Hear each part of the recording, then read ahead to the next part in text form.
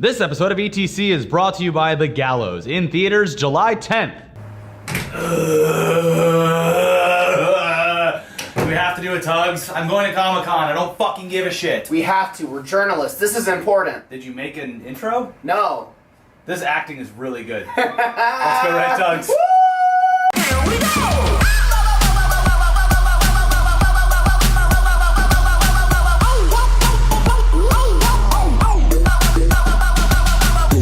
Hey guys, Shibby2142 here, coming at you with another 45 second. No. But he was just as tall. Anyways, welcome back to the Totally Uninformed. Shut up! There's no time!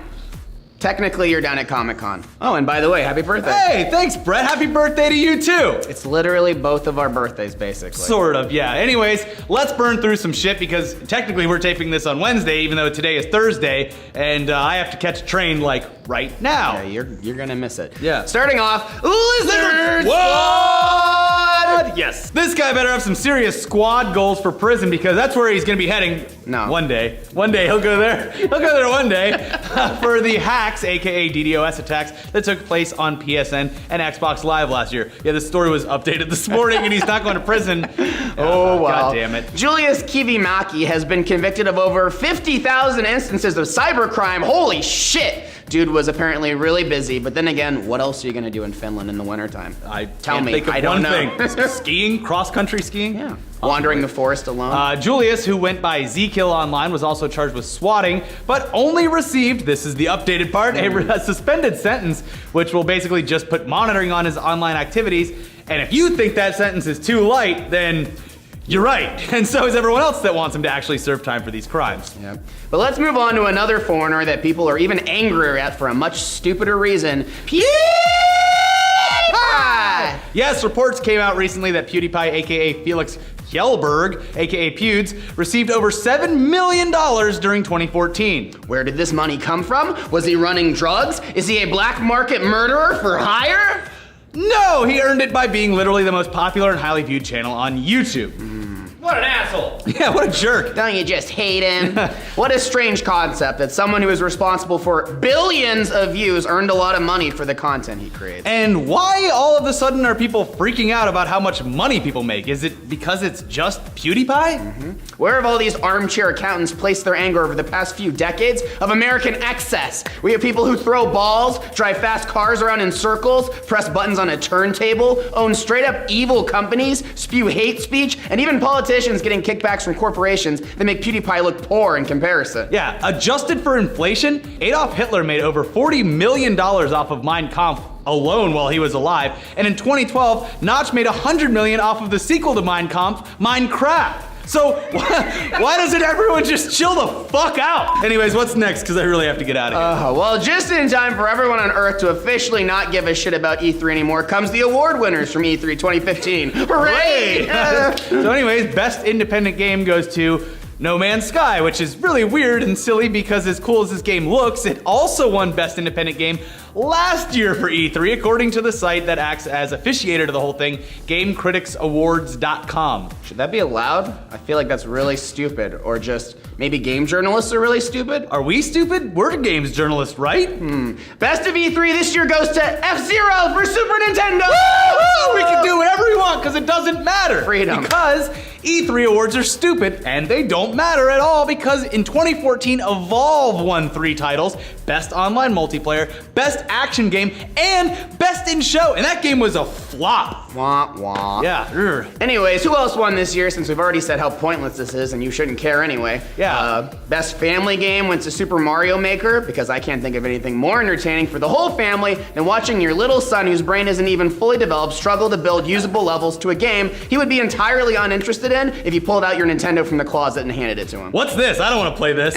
Box. Best racing game went to Need for Speed because this is 1994. Best original game goes to Horizon Zero Dawn. All right. That's actually pretty good. That's pretty cool. So who cares? Yep. And finally, Best of Show this year goes to Fallout 4 because it's Fallout 4. And if there's anything we know about the games media racket, it's that the hive mind always wins. And even games journalists who've never played any of the other Fallout games were walking around E3 with makeshift Pip-Boys on while drooling over the thought of pre-ordering a game they will truly never play. That was great. I loved everything about that. So that's E3 awards, guys. Take that. Question, how many of you out there are still clinging to your last-gen consoles? How many of you are still in denial that the glory days are over, so you pretend that playing a new release like Dragon Age on Xbox 360 or PlayStation 3 means you're still hip and with it, and not at all like a couple of 30-year-olds trying to relate to teenagers through a meme-heavy gaming show? Oh. Well, like us, you're fucked. Because the death knell has sounded for old consoles this week as Dragon Age Inquisition announced that they're not even gonna bother releasing new DLC for the games on last-gen consoles. Is this a sign of the end times? I mean, it's one thing for a new game to be released strictly on current-gen machines, but for a developer to straight up cut support for future content releases, it's a pretty good sign. It might just be about time to load that shotgun, take the old console behind the barn, and put it out of its fucking misery. So, you know, this obviously would have never happened if you had built a PC, just FYI. But save those games, because that backwards compatibility, baby. The good news is your little wizards and warriors can continue their DLC adventures if you pony up for a new system, because you will be able to migrate your original save from last-gen consoles to PlayStation 4 and Xbox One. But just make preparations, because it's only going downhill from here. It would actually be a lot more fun to just push a console down a hill than shoot it.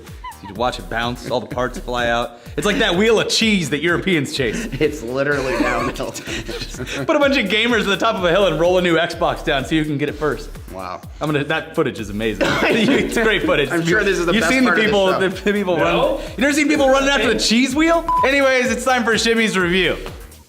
All right. No fanfare. No fanfare. All right. Wait, do we have any? Hold on. This week I'm reviewing the Gunmetal update for the game that basically launched my Spelled YouTube metal career. wrong. That being Team Fortress 2. As of today, TF2 is 2,829 days old. It's safe to say that it's both a blessing and a curse because people still want me to play it, but at this point I'm completely burnt out. Hyping your own channel and get to the review. Will that change the bias on this review? Certainly. The Gunmetal update is basically a poor copy-paste of a few CSGO mechanics, such as the $5.99 campaign, which will get you messages to grant you weapons and cases, keys for these exclusive cases, 5 levels of weaponware skins on skins, and campaign coins. This update has them all. While the knives. Can you get knives? While the new community maps and overall weapon balancing are welcome changes, Valve seemingly missed the biggest part of CSGO's draw, the matchmaking system. It's unboxing knives. Until the official MM system is added, game and please, 0 out of 10. Yeah, none of this. I like it. I like how Shibby writes reviews and then just then like leaves his chair here. deconstructs the English language as he rushes through. Oh my god. But the point is Shibby's only gonna play Overkill when it comes out anyway. Overwatch? So, is that what it's called? Wow. Well, listen, you know what? I almost wrote a story about. Tux. I'll tell you about a story I almost wrote. It's about, like, I was like, oh, they're making a Minecraft DLC for Dragon Age. And then I wrote the whole thing as Dragon Age and realized that it was spelled Dragon Quest. And I was like, well, I don't even know what that is, so we'll just take this whole entire thing out that I wrote. Anyways, Gotta go to Comic-Con. going to Comic-Con. Check our other stuff over here. We make fun of kids again for like the 7th time. And then we also have a new Tech Tuesday, so check that out. We'll see you guys next time. Oh, and a new Weekly Weird. Bye. All right, and that's how you games journalists. Boom.